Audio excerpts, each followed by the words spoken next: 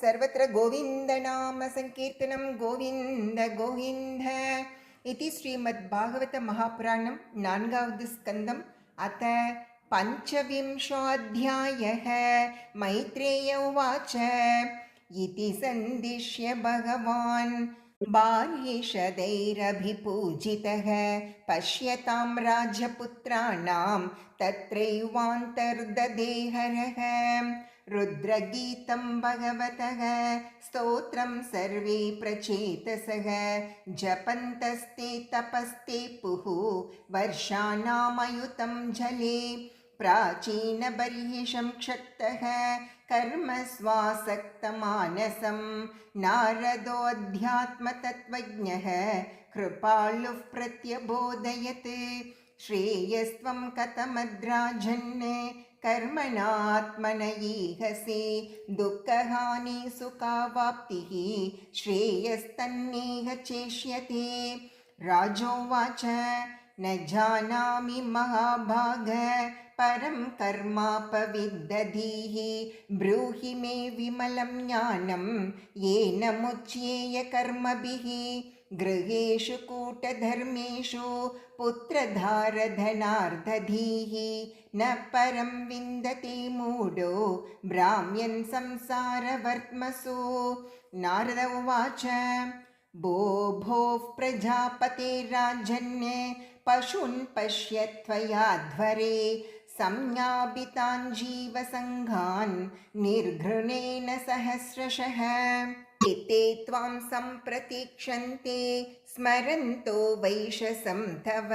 सम्परेतमयः कूटैः चिन्धन् युद्धितमन्यवः। अत्र ते कथयिष्यामुम् इतिहासं पुरातनं पुरञ्जनस्य चरितं निबोधगदतो मम। आसीत् पुरञ्जनो नाम राजा राजन् बृहश्रवाः तस्या विज्ञातनामासीत् सखा विज्ञातचेष्टितः। सोन्वेषमानः शरणं बभ्राम पृथिवीं प्रभुः नानुरूपं यदा विन्दद् अभूत् स विमना इव। न साधु मे नेता सर्वा भूतले यावतीः पुरः कामान् कामयमानोऽसौ तस्य तस्योपपत्तये। स एकदा हिमवतो दक्षिणेष्वतसानुषु ददर्शनवभिर्द्वार्भिः पुरं लक्षितलक्षणां प्राकारोपवनाट्टाल परिकैरक्षतोरणैः स्वर्णरौप्यायसैशृङ्गैः सङ्कुलां सर्वतो गृहैः। नीलस्फटिकवैधूर्य मुक्तामरकतारुणैः क्लुप्तहर्म्यस्थलीं दीप्तां श्रिया भोगवतीम् इव। सभाचत्वररत्नाभिः आक्रीडायतनापनैः चैत्यध्वजपताकाभिः युक्तां विद्रुमवेदिभिः पुर्यास्तु बाह्योपवने दिव्यद्रुमलताकुले नदद्विहङ्गालिकुल कोलाहलजलाशये हिमनिर्झरविपृष्मते कुसुमाकरवायुना चलत्प्रवालविटप नलिनीतटसम्पदि नानारण्यमृगव्रातैः अनापाधि मुनिव्रतैः आहूतं मन्यते पान्तो यत्र कोकिलकूजितैः। यदृच्छया गतां तत्र ददर्श प्रमदोत्तमां भृत्यैर्दशभिरायान्तीम् एकैकशतनायकैः पञ्चशीर्षाहिना गुप्तां प्रतिहारेण सर्वतः अन्वेषमाणां वृषभम् अप्रौढां कामरूपिणीम्। सुनासां सुदतिं बालां सुखपोलां वराननां समविन्यस्तकर्णाभ्यां बिभ्रतिं कुण्डलश्रियम् पिशङ्गनीविं सुश्रोणीं श्यामां कनकमेखलां पद्भ्यां क्वनद्भ्यां चलतीं नूपुरैर्देवताम् इव स्तनो व्यञ्जितकैशोरौ समवृत्तौ निरन्तरौ वस्त्रान्तेन निगूहन्तीं व्रीडया गजगामिनीं मागललितं वीरः सौरीडस्मितशोभनां स्निग्धेनापाङ्गपुङ्केन स्पृष्टः प्रेमोद्भ्रमद्भ्रुवां का त्वं कञ्जपलाशाक्षी कस्यासीह कुतः सती इमां वुपपुरीं भीरु किं चिकीर्षसि शंसमे कयेतानुपतायेत एकादशमगाभटाः एतावाललनाः शुभ्रो कोऽयं ते हि पुरःसरः त्वं ह्रीर्भवान्यस्तवाग्रमापतिं विचिन्वती किं मुनिभद्रगो वने त्वदङ्घ्रिकामाप्तसमस्तकामं क्व पद्मकोशः पतितः कराग्रात् नासां वरेर्वन्यतमा भुवि स्पृक् पुरीम् इमां वीरवरेण साकं तस्यलङ्कर्तुमदभ्रकर्मणा लोकं परं श्रीर्यिव यज्ञपुंसा यदेशमापाङ्गविखण्डितेन्द्रियं सौरीडभावस्मितविभ्रमद्भ्रुवां त्वयोपसृष्टो भगवान् मनोभवः प्रभादते तानुग्रहान् शोभने त्वदाननं शुभ्रसुतारलोचनं व्यालं विनीलालकवृन्दसंवृतम् उन्नीय मे दर्शय वल्गुवाचकं यद्व्रीडयानाभिमुखं शुचिस्मिते नारद उवाच इत्थं पुरञ्जनं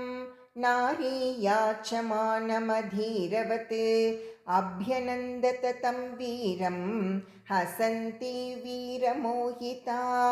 न विदाम वयं सम्यक् कर्तारं पुरुषर्षभ आत्मनश्च परस्यापि गोत्रं नाम च यत्कृतम् इहाध्यसन्तमात्मानं विदामन ततः परं येनेयं निर्मिता वीर पुरी शरणमात्मनः एते सखाय सख्यो मे नरा नार्यश्च मानद सुप्ताया मयि जागर्ति नागोऽयं पालयन् पुरीं दिष्ट्यागतोऽसि भद्रं ते ग्राम्यान् कामानभीप्ससे उद्वहिष्यामि तांस्तेहं स्वबन्धुभिररिन्दम इमां त्वमधितिष्ठस्व पुरीं नवमुखीं विभो मयोपनीतान् गृह्णानः कामभोगान् शतं समाहा कं नु त्वधन्यं रमये यरधिज्ञम् अकोविधम् असम्परायाभिमुखम् अश्वस्तनविदं पशुं धर्मो हि अत्रार्थकामौ च प्रजानन्तो अमृतं यशः लोकाविशोका विरजा यान्न केवलिनो विदुः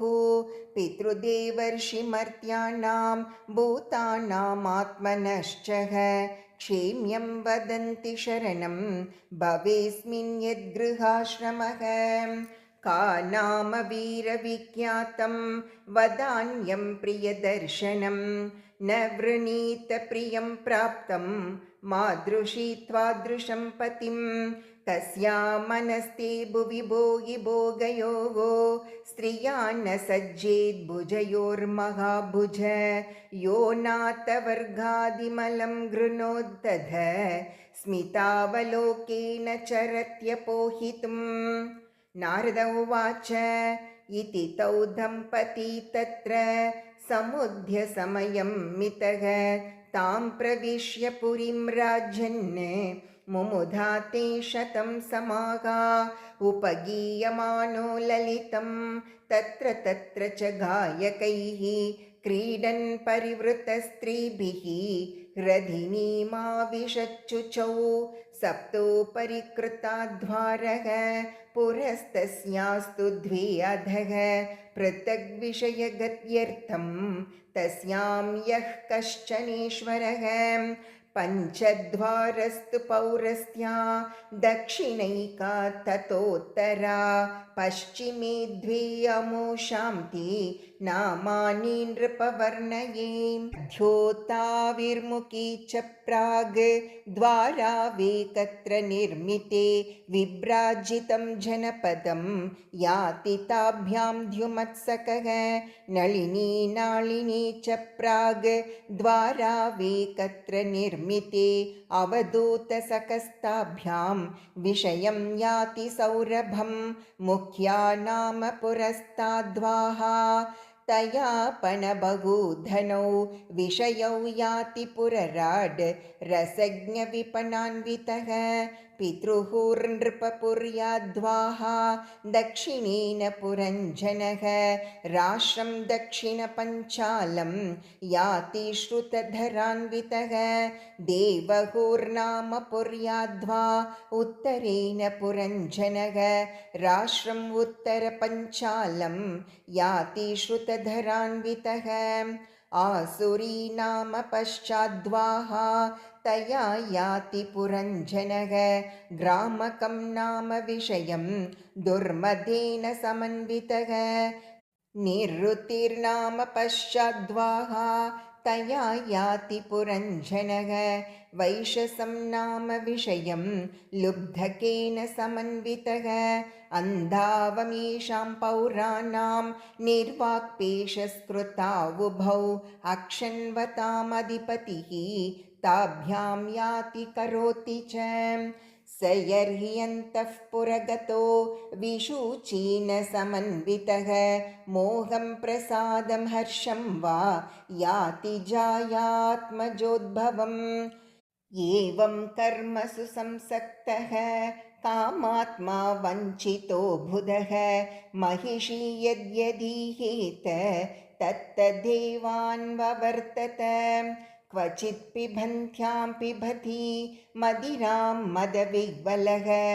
अश्नन्त्यां क्वचित् अश्नाति जक्ष्यतां सह जक्षति क्वचित् गायति गायन्त्यां रुद्धत्यां रुद्धति क्वचिद्दसन्त्यां हसति जल्पन्त्यामनुजल्पति क्वचिद्धावति धावन्त्यां तिष्ठन्त्यामनुतिष्ठति अनुशेते शयानायाम् अन्वास्ते क्वचिद्हासतीं क्वचित् शृणोति शृण्वन्त्यां पश्यन्त्यामनुपश्यति क्वचिज्जिघ्रति जिघ्रन्त्यां स्पृशन्त्यां स्पृशति क्वचिच्च शोचतीं जायाम् अनुशोचति दीनवत् अनुगृह्ष्यति हृष्यन्त्यां मुदितामनुमोदते विप्रलब्धो महिष्यैवं सर्वप्रकृतिवञ्चितः नेचन्ननुकरोत्यज्ञः क्लैभ्यात् क्रीडां मृगो यथा। ॐ